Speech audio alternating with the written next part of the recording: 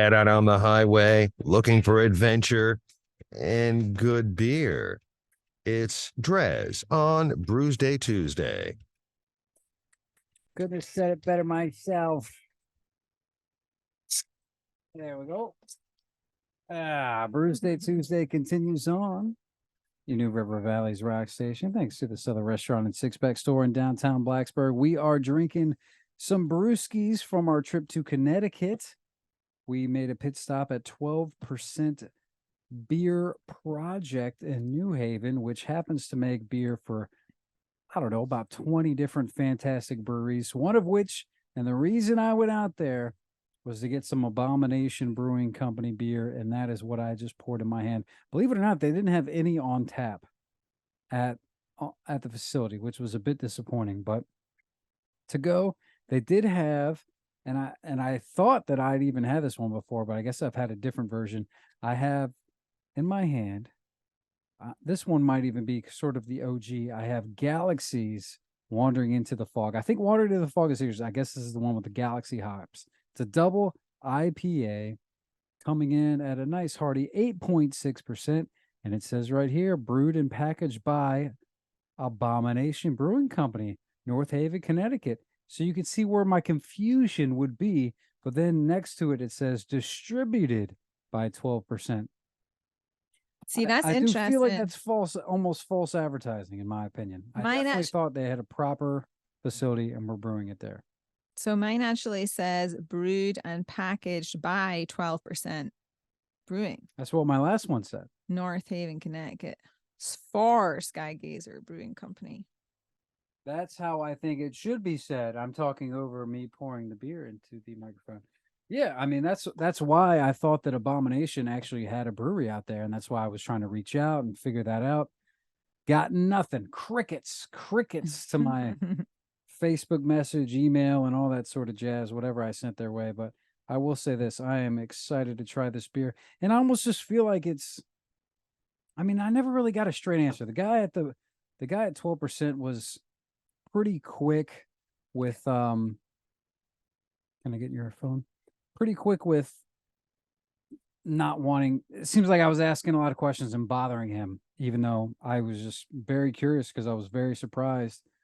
And I don't know. I just feel like no, he was definitely a little bit what's the word, like apprehensive to share too much. Like they also had this like slushy drink on tap. Oh, that was amazing. And he's like, it's a mix of all the sours. And I was like, oh, that's like all the sour beers. He's like, yeah. And I was like, what? So, and just with ice? And he's like, that's a proprietor's secret. I tell you, it was delicious, but it was $10 for a tiny cup. Definitely don't think it was worth it. It was very tasty though. But yeah, I mean, basically, I had all these questions because I had no idea going into it that they were brewing all these beers. So I was like, so how does it work? Do they bring in a recipe and then you guys make it happen? And he's like, not quite like that. I'm like, so how is it? But he just wouldn't give me anything. So I still have a lot of questions. I still don't know what's up other than, I guess they're just brewing good beer there. And again, like, I feel like I almost feel like this whole Abomination thing is a facade now. Like, I mean, it says brewed and packaged by Abomination Brewing Company, North Haven, Connecticut. To me, that's BS. I have an idea. What if they're a micro brewer? So they're like, doing very like small batch, amazing beer. And like, they just don't have the facility to, make a lot of it. So then they have the recipe down.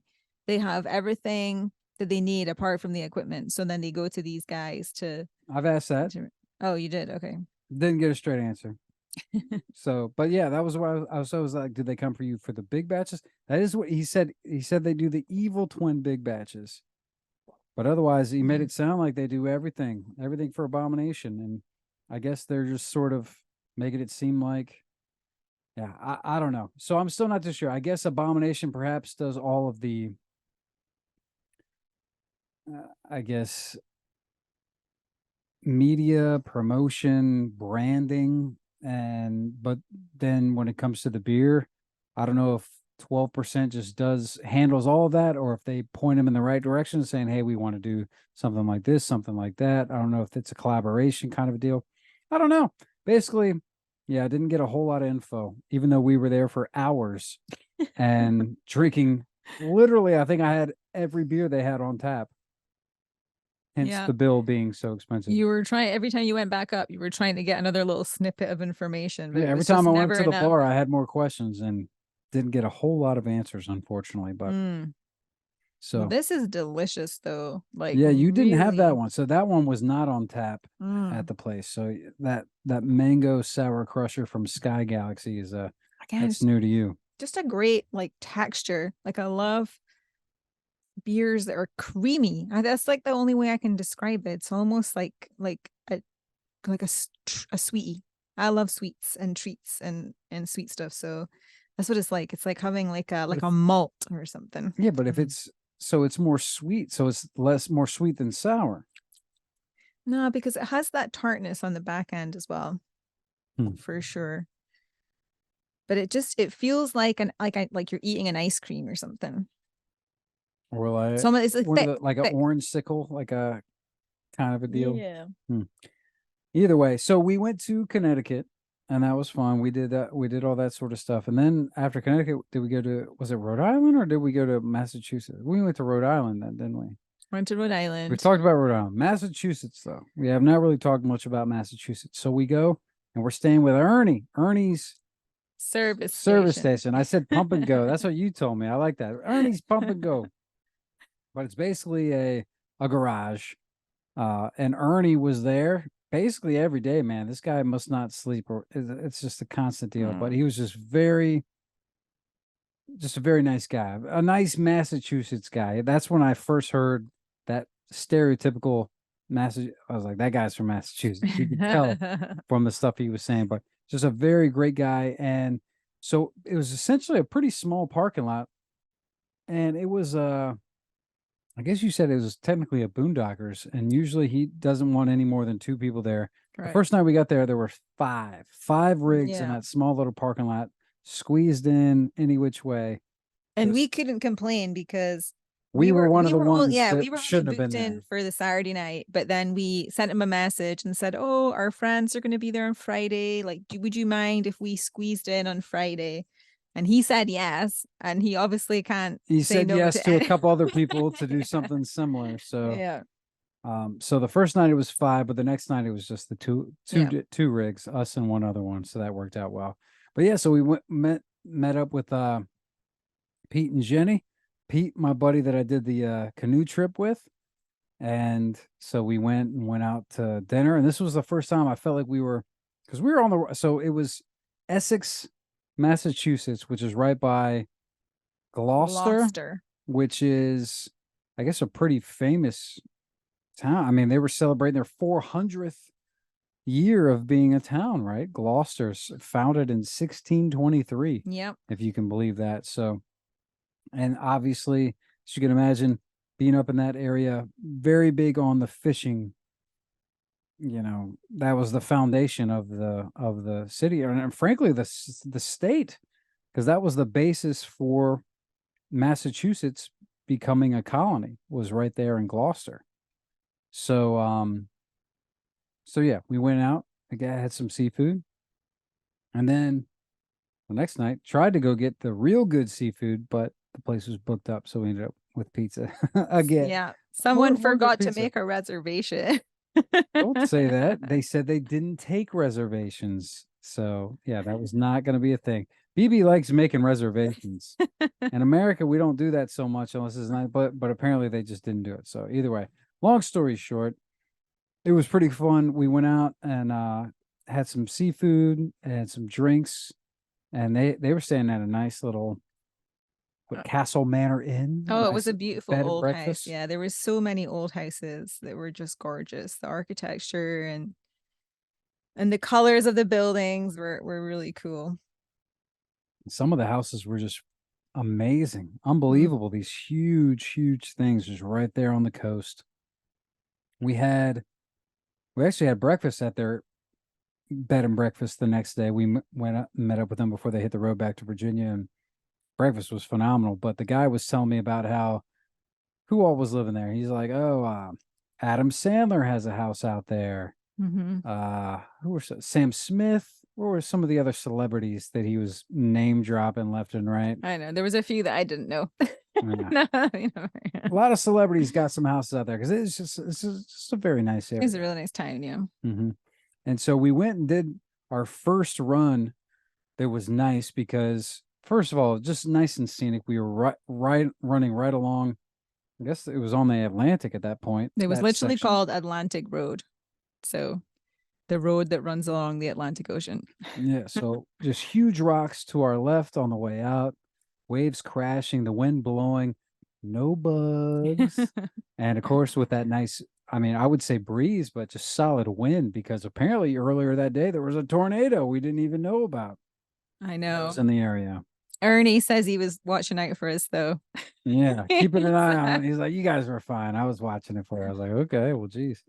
But yeah, so the wind was howling. So it was a nice run, nice and cool, bugless run, which we have yet to have on this trip. So that was a nice little read. And then we come back and we got the RV right. Oh, we did that hike too, the Dogtown hike, which was pretty cool. I don't think I've posted any Massachusetts stuff yet. I'll do that this weekend. So we'll get some pictures up. But there was this cool hike, which I guess back in the Great Depression. I guess back in the day, Dogtown was a town that got its name because when all of the, I guess, men were out at war for, was it the Revolutionary War? Yeah, I or think the so. Civil War? I can't remember which one. But basically, it became known as Dogtown because all the women of the house had these dogs that were sort of to protect the house or whatever. And so it was called Dogtown. A lot of dogs, not And a lot women. of guys. Yeah, and women. So, but this area, you know, I guess it kind of fell into debunkture or whatever. But at some point in the Great Depression, there's all these boulders and stuff and where that area was, and this guy just decided to go through and carve like inspirational kind of quotes or sayings or thoughts onto all these different boulders. So you go on this hike and every now and then a boulder will just say, use your head. or Or when work stops, values decay. yeah, or and it'll just say intelligence. You know, just weird random like, and it's like it's kind of interesting. But And these are again, huge boulders, oh yeah, by the I mean way, like just massive. You know, it must have been left over from some ice age or the other. yeah, I don't know. But either way, the hike was awesome, minus ended up being a bit long. We took the scenic route. It was supposed to be what, just shy of 2 miles. Ended up being 5.5 somehow. The bugs started to be an issue. Oh man. Like always, the bugs. I think that's the thing. I don't know if we could RV trips in the summertime, maybe just is not a good idea if you like bugs. Yeah. I feel like they're everywhere. You can't get There are away lots from of them. bugs. But it took so much longer because on the map there was this kind of like point of interest that said a whale's jaw. So I thought that the locals had like taken, you know, a whale's jaw, like, you know, from a fishing expedition or that had been washed up and placed Like, it yeah, in the let's go forest. see the whale's I was jaw. like, let's go and see this. This is cool. Turns out it's just another boulder Boulder. that vaguely looks like a whale's jaw. I was not impressed. And that unfortunate detour added another 4 miles to the hike, basically. Gosh. It's so long. So, and we didn't bring water or anything either. So, yeah, we were very happy to get back to the car, drink some water, and then we were ready to call it a day and go have a beer or whatever. But Massachusetts was pretty cool, man. That was a nice area. But then when we were leaving, you know, I was talking about you know, they said tornado. It was just crazy storms. It was pouring rain, and I was having to, you know, dump the RV and pack everything up and get everything ready. And it's just a downpour. And then when we're driving away, roads and stuff were just flooded. And I mean, if we weren't in a rig that had, I don't even know what size tires this thing has, but we would have been hydroplaning. We would have even probably just flooded out and not even been able to get through some of the stuff that we got through. It was insane how much water was on the road on the way out of there. And a couple of times we were going past people coming the other way. They must have been absolutely just drenched. Yeah. Like with the spray that came from the RV. Yeah, I couldn't even Like- imagine. Yeah, because you're trying to go through the puddle as well, and then you can't see anything because this huge RV is rolling through and blasting all this water on you. It was a little sketchy at time. I'm not gonna lie. Yeah. And but thankfully we were just, we were just plowing through, and we were able to get here to where we're sitting now in good old Rochester, New Hampshire, where there is no shortage of good breweries. That is actually where we're planning on heading here shortly. We got a lot of breweries we want to check out. So I think it might even be about time to wrap up this one. How is your out of the sour crusher pack that you got? You had the mango, there was the pineapple, and the other one was the pink guava. Do you got a preference? Is that the winner? You were speaking highly of it earlier, but what do you think? It's really good, but I think the pineapple is the best. Over That the just guava was as well? Over the guava as well. Yeah. The pineapple really hit home for me. I think I'd give this one, the mango, a 4.5. So it's still good. but- Still, yeah. So that's on the untapped scale, which how we like to rate our beers. Galaxy, Wandering into the Fog, the double IPA, Abomination Brewing Company. The reason why I went to 12% was because of Abomination. And this is exactly why. A beer just like this, man. A nice, look at that. If you're watching on the Facebook Live or the YouTube, man, the lacing on this is just delicious. This is a fantastic beer that I applaud 12% for brewing. And I don't know how I feel about Abomination, because I loved everything about them, man. All the branding is great, but I guess they're not brewing it. I still feel, Now you think they're cheating you. yeah, it's a bit funny. Either way, the beer is still amazing. This is a 5, man. This beer is delicious. One of the best beers we've had on this trip, without question. So we're going to go ahead and wrap it up. Speaking of this trip, it's all thanks to McAdoo's and Johnson Family RV. So thanks for them for helping to make this happen. We're going to step aside, let good old JT take over the range. He will keep the tunes going for you, of course. We'll have more tickets tomorrow, 420, hooking you up with tickets to go see In This Moment. We just announced it earlier today. In This Moment is playing along with Ice Nine Kills and Avatar and Greensboro. We're going to let you win them before you can buy them all week long right here on 105.3 The Bear at 420. Have a fun, safe rest of your Tuesday, and I'll catch you kiddies tomorrow. See ya.